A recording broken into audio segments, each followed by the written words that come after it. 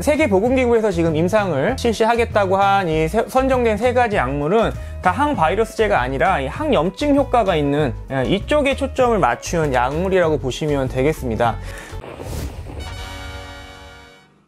네, 안녕하세요. 약드라이브의 칼로리입니다. 자, 최근 이제 세계보건기구 WHO에서 코비드19 치료제 임상 실험을 돌입한다는 뉴스를 접했습니다.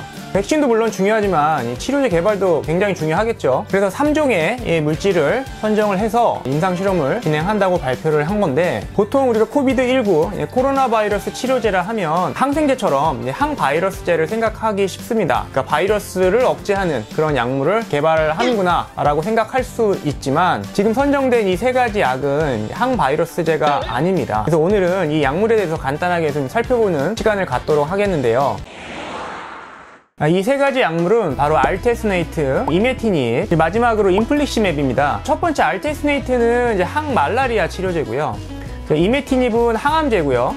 마지막으로 인플릭시맵은 자가면역 질환 치료제입니다.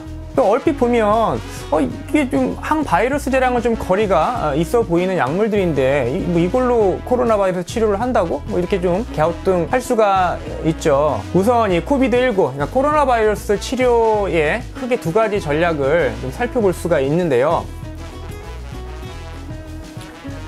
자, 이게 시간이고요. 그 다음에 이게 바이러스 양이라고 볼 수 있는데, 바이러스가 감염이 되면은 시간이 지나면서 바이러스 양이 올라가겠죠, 우리 몸에서. 그리고 이제 점점점 시간이 지나면서 좀 떨어질 겁니다.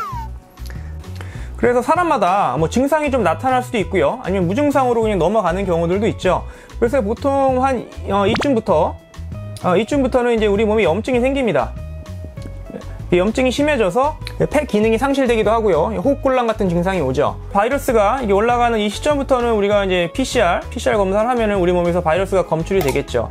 그래서 크게 코비드19를 치료하는 전략은, 종류는, 자, 먼저 이 바이러스가 우리 몸에 들어와서 복제를 하지 못하게 만들어주는 이 항바이러스제가 있고요.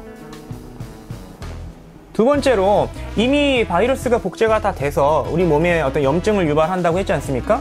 이 염증을 유발하는 것을 막아주는 항염증약이 있습니다. 네, 보시면 아시겠지만 항바이러스제는 초기에 바이러스가 몸에 침투해서 들어오지 못하게, 또 들어온 바이러스가 복제하지 못하게 해주는 약이라고 볼 수가 있겠죠. 초기에 써야 됩니다. 이미 바이러스가 많아서 우리 몸에서 염증을 유발하고 했을 때에는 항바이러스제는 의미가 없습니다. 필요가 없죠. 효과가 없습니다. 그리고 두 번째 전략은, 이미 바이러스가 우리 몸에 침투를 해서 복제를 다 했을 때 염증을 유발을 하는데, 이게 아까 말씀드린 것처럼 폐의 어떤 기능을 손상시켜서 사망으로 이르게까지 하는데, 염증을 잘 잡아줘야겠죠. 그래서 크게 우리가 코비드19 치료제는 이 항바이러스제와 그다음에 항염증약으로 구분을 할 수가 있는데, 세계보건기구에서 지금 임상을 실시하겠다고 한 이 선정된 세 가지 약물은 다 항바이러스제가 아니라 이 항염증 효과가 있는 이쪽에 초점을 맞춘 약물이라고 보시면 되겠습니다. 우리가 잘 알고 있는 대표적인 항바이러스제가 있죠. 바로 이 독감이죠. 독감, 인플루엔자, 타미플루. 워낙 유명하지 않습니까? 계절성 독감에 인플루엔자 바이러스에 감염이 되면 이 타미플루 처방이 한 5일 정도 나오죠. 기존에 우리가 알고 있는 이 항바이러스제들이 아쉽게도 이 코로나 바이러스, 코비드19에는 별로 효과가 없었습니다. 그래서 지금 현재 뭐 후보들군이 있기는 하지만 아직까지는 치료제로 특별한 효과를 못 보고 있고, 치료제로 승인난 게 없는 상황이죠. 두 번째로, 이미 염증이 발생을 해서 폐 기능이 상실되지 않게 하기 위해서 항염증약을 씁니다. 그래서 보통 우리가 강력한 염증약인 스테로이드제들을 많이 치료제로 사용을 좀 하고 있거든요. 그래서 이제 임상을 하기로 계획된 이 세 가지 약물은 스테로이드보다도 효과가 좀 좋고 또 부작용은 없는 가능성이 있는 약물을 좀 선정을 해서 코비드19를 치료하겠다라는 게 이제 공통점이 되겠습니다. 처음에 소개해드린 알테스네이트는 이제 그러니까 말라리아 감염을 치료하는 약물인데, 이 약물의 어떤 기전이 스테로이드제와 이제 비슷한 기능을 갖는 것 같다라고 이론적으로 가능성이 있어 보여서 항염증제로 사용을 우리가 하려고 하는 것이고, 두 번째인 이메티닙은 잘 알려져 있는 백혈병 치료제입니다. 글리백이라고 들어보셨나요? 굉장히 유명한 약인데, 이 항암제 같은 경우도 항염증 작용이 보고가 되고 있고, 또 여러 가지 이제 염증 치료제로 사용이 가능하다라고 알려져 있어서 코비드19 치료제 후보로 선정이 된 것입니다.